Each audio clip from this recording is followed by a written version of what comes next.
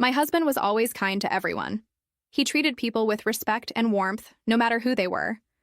My parents liked him a lot, and they often said I was lucky to have him. I also have a sister. She's always been very focused on her career and didn't have much time for family or social events. Even though she was busy most of the time, my husband and she got along well. They would talk whenever they got a chance, and things always seemed normal between them. But over the past few months, my husband's work started getting really busy. He began coming home later and even worked on his days off. He said he was leading a team at work and they needed him all the time. He was always checking his phone, saying it was important for his job. Thinking back now, maybe some people might have seen something strange in his behavior. But I didn't. I honestly thought he was just stressed and tired. All I cared about was his health and hoping he wasn't overworking himself. Around that time, my sister got a new job and needed to move into a new apartment. She wanted to buy furniture and get her place set up. Since she doesn't have a car, I told her I'd take her shopping. We planned to go on a Sunday, which was her only free day. But that morning, my boss called and asked me to come into work for an emergency. I didn't want to cancel on my sister, but I didn't have any other choice. As I stood there trying to find a solution, I remembered my husband had the day off. Even though he had been super busy lately, I thought maybe he could help. I asked him if he'd mind taking my sister furniture shopping. He said, "It might be a little awkward, just the two of us, but it's fine." Then he added, "My car is in the shop, so can I take yours?" I was relieved he agreed. I handed him my keys, thanked him, and left for work. It was the first time they were out alone together, and I was curious how the day was going. I hoped they found the furniture she wanted. When I finished work that evening, it was already dark. I pulled out my phone to text them and suggest having dinner together. Just then, my phone rang. It was an unknown number. I answered, "Hello? Am I speaking to Adam's family?" a man asked. "Yes, I'm his wife," I replied. "This is the police," he said. "Your husband has been in an accident. He and a woman who was with him are both unconscious." My heart sank. I don't remember everything that happened right after the call, but I remember rushing to the hospital as fast as I could. My heart was pounding. When I got there, I gave my name at the emergency desk, and the staff quickly led me to the ICU. Through the glass window, I saw my husband. He was lying in a hospital bed, covered in bandages, and connected to tubes and machines. It was one of the scariest sights I had ever seen. I felt a deep worry take over me. Soon after, my mother arrived from out of town. She came as quickly as she could, and we both stayed at the hospital that night, sitting side by side in silence, afraid and unsure of what would happen. Later, the police came to talk to us. They explained the details of the accident. My husband, Adam, had been driving on a quiet road when another car ran a red light and slammed into him. The crash was serious. The other driver was also badly injured and had been brought to the same hospital. The other driver told the police that something seemed strange about my husband's car before the crash. It looked like it wasn't moving normally, almost like it was acting strange. The police were investigating if my husband had possibly fallen asleep while driving, or if something else had gone wrong with the car. A few days later, both my husband and my sister, who had also been in the car, finally woke up. The doctors ran many tests. After some time, they told my mother and me that although they were alive, both of them might suffer from some long-term health problems. They didn't think either of them would fully recover. That news hit us hard, but we were still grateful that they had survived. We didn't tell them about the possible disabilities right away. We just tried to keep them happy and focused on healing.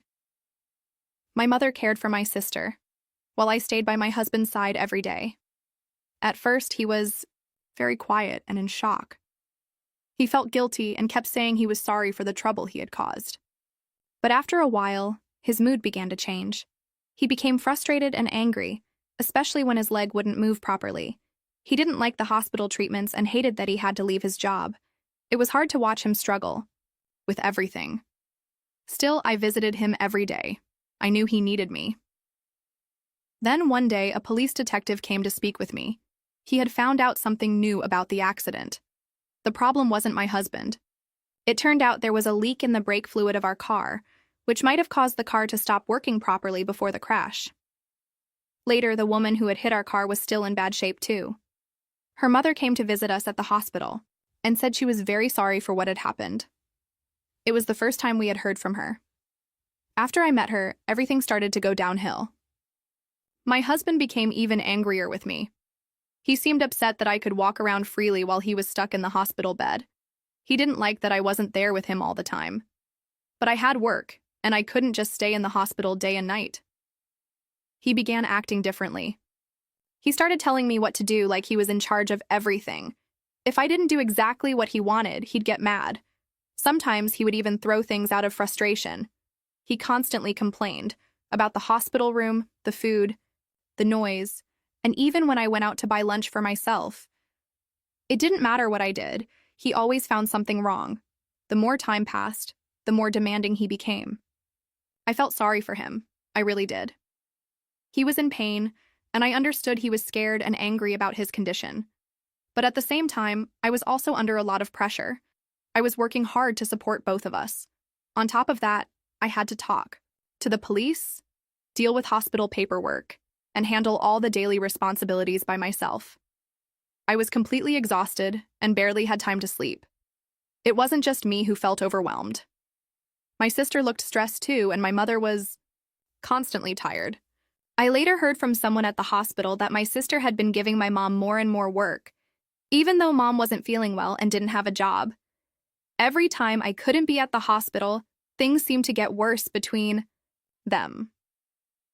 Then one day, both my husband and sister got news from the doctors. Even after therapy, they might not fully recover. There was a chance they could be paralyzed for life. I was already feeling heartbroken about that. But then my sister turned to me and said something that completely shocked me. She said, "I heard your car was leaking brake fluid. That was your job to check, because you didn't take care of the car. I can't work anymore or even heal properly. Mom is so upset. And look at your husband. He's in terrible shape. This is all your fault. Now you have to take care of us for the rest of your life." Her words hit me like a slap. I didn't know what to say. I felt blamed, alone, and helpless. I called my mom, hoping for support. She quietly told me that my sister had been struggling with her mental health for a long time, and that she herself was too tired to keep going to the hospital. Still worried, I went to see my husband before visiting hours ended. He was in the common room with my sister.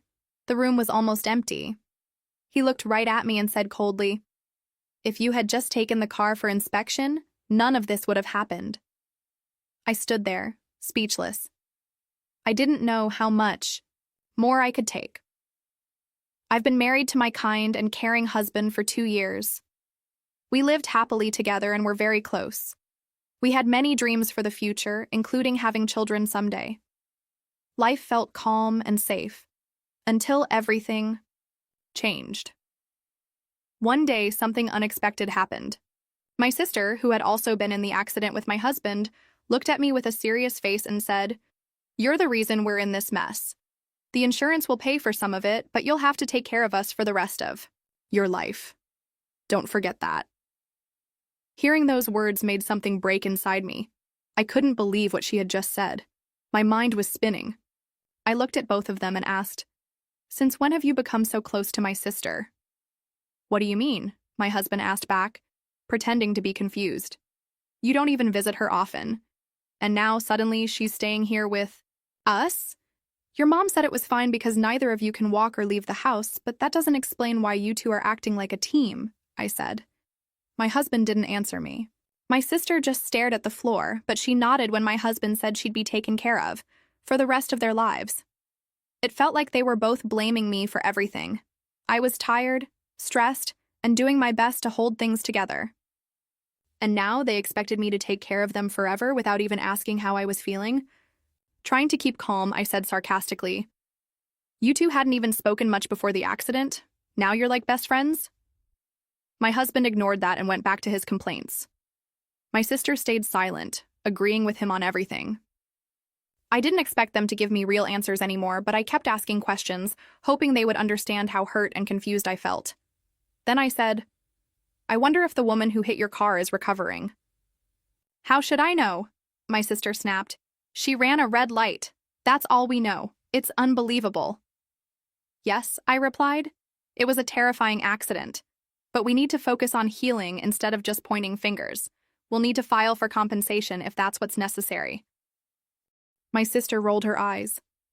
I was about to get a promotion before this happened, she said, sounding angry. This ruined everything. I took a deep breath. I had been holding something in for a while, but now I couldn't keep it to myself any longer. There's something I need to tell you, I said. Before the accident, I took the car for an inspection. They both looked surprised. Really? My husband asked. Yes. If the brakes were leaking oil, the car dealer should be held responsible. They should have found the problem. I didn't want to fight, but the truth had to come out. I was tired of carrying the blame alone. I know, right? So let me explain what happened after the accident. Right after the crash, the police called me. They said they needed to investigate what caused the accident. They asked if I had a drive recorder in my car. I told them yes, but it was an old one. That old camera didn't record sound, and it only started recording after an accident happened. So, in short, it wasn't very helpful. My sister nodded like she understood, but then I added, Actually, you didn't know. I recently got a new drive recorder. Her eyes widened in shock. What? Yes, I said calmly. Not only that, but I also installed a camera inside the car. Her face turned pale instantly. You know, I continued, these new drive recorders start recording even if the car just shakes a little. That means it doesn't miss much. The police already contacted me. They checked the video. Now, my husband looked confused, but my sister looked like she was about to faint. I looked at her and asked, You were up to something, weren't you? She stammered. What do you mean? Did you do something to the car? I asked sharply. Then I turned to my husband. And why do you talk to my sister like she's your girlfriend? He didn't say a word. Earlier, I had told them that the camera starts recording with even a small movement. So, as you can guess, many private moments inside the car were recorded, moments I never expected to see. The police even asked me, a bit awkwardly, if the woman in the car with my husband was my sister. That's how I found out. My face turned red with embarrassment, but my husband's face turned white with guilt. So, the two of you have been having an affair this whole time? I said, my voice shaking. I had no idea. I truly believed. Both of you. My husband panicked and suddenly tried to blame my sister. Rachel isn't the only one responsible, he said quickly. Just then, there was a knock at the door. It was the mother of the woman who had crashed into my car. I had asked her to come to the hospital. I looked at my sister and asked, Don't you have anything to say to her? My sister stared at the woman, shocked. Who is this? She asked. She's the mother of the woman who hit your car, I said calmly. She's the one who should be paying for everything. Her daughter made a mistake. But you, both of you, have been hiding something even worse. The woman stood quietly, tears in her eyes. My husband looked away, suddenly silent. She's the mother of Helen, I added softly. The woman who caused the accident, and the woman your lies nearly turned into a villain. Now the truth was out, and they had nothing left to hide behind. I'm sure you already know who she is. When I said her name, my husband's face turned completely pale and my sister started to panic. What? What's going on? My sister stammered. Do you know the woman who was driving the car? So she knew it was your car and still crashed into it? Who is she? My husband didn't say a word. He looked like he didn't know how to explain anything. So I decided to speak instead. She was having an affair with Adam, I said, looking directly at my sister. He promised her he'd divorce me, but he never did. Then she said she was pregnant, and Adam told her to get an abortion. After that, he stopped talking to her. She couldn't reach him. She was angry and wanted revenge, but not on him. On me. My sister gasped. Wait. Does that mean we were just in the wrong place at the wrong time? She said, groaning in disbelief. I can't believe I let this destroy my life. I looked at her and replied calmly but firmly, The truth is, no matter how upset you are, crying and yelling won't change anything now. Then I took a deep breath and let everything out. So this didn't happen to just any innocent person. It was personal. Helen was trying to hurt me by messing with my car's brake oil. She wanted to scare or harm me, but she ended up crashing with you two in the car instead. I'm the real victim here. And yet, while you were in the hospital, instead of saying sorry or explaining anything, you blamed me. You treated me like I was the one who caused the accident. My voice started to shake with emotion, but I didn't stop. I might have been willing to forgive you both, if you had just told me the truth and showed even a little bit of regret. But you didn't. You made me feel small. You made me feel like I had to carry all the guilt. Then I paused for a moment before delivering the final truth. Remember those divorce papers we signed right after we got married, just in case? I never thought I'd actually use them. But today, I did. I filed for divorce. It's done. We're no longer married. Goodbye. After saying everything I had held inside for so long, I turned and left the quiet, dark hospital room. As I walked away, I finally felt a sense of peace. I had spoken my truth.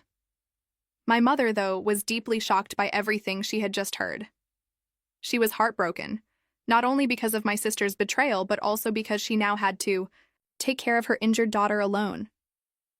She never imagined her family would come to this, but the truth had to come out. And I was finally free. I had completely cut ties with both Adam and my sister Rachel. I knew I couldn't just leave everything to my mother. She was already tired and stressed, trying to manage everything on her own. So, I decided to speak to the woman who had caused the car accident. I apologized for the situation and asked her kindly if she could offer some compensation to help my sister. I hoped this would take some pressure off my mother's shoulders. Now, 1 year have passed, Adam and I are officially divorced, and I live by myself. Our divorce shocked my coworkers. They had always thought we were a close and happy couple.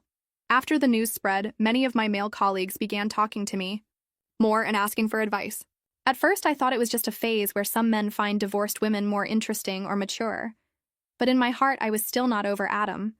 I couldn't bring myself to start a new relationship. I just wasn't ready. Instead of focusing on dating, I put all my energy into my career. I studied hard and took a difficult certification exam. I also enrolled in an online business school that I could attend in the evenings after work. I never imagined I'd take this path. Back when I was married, I had no interest in building a career like my sister had. But now here I am, working hard, studying, and aiming for a strong future of my own. Life really does surprise you sometimes. As for Adam, he moved back in with his parents. But they don't treat him kindly anymore. They see him as a burden. His relatives talk behind his back and blame him for everything that happened, especially how badly he treated me. I've heard that he's struggling with his mental health, often acting out and making life difficult for everyone around him. My sister Rachel also moved back in with our parents, but she became even more selfish and mentally unstable. My mother couldn't handle it anymore. She used Rachel's savings and the money from the accident compensation to place her in a care home. Before making that decision, she talked to me. I told her to do whatever she thought was right.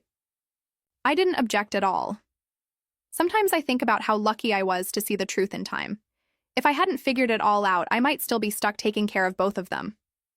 That life would have drained me, and I never wanted that. Now I've passed my certification exam and got promoted to a department where I can use my new skills. I also became close to one of my teachers from business school. And now, we're getting married. He's not only kind to everyone, but he's incredibly kind to me. When I come home late from work, he cooks dinner and waits for me.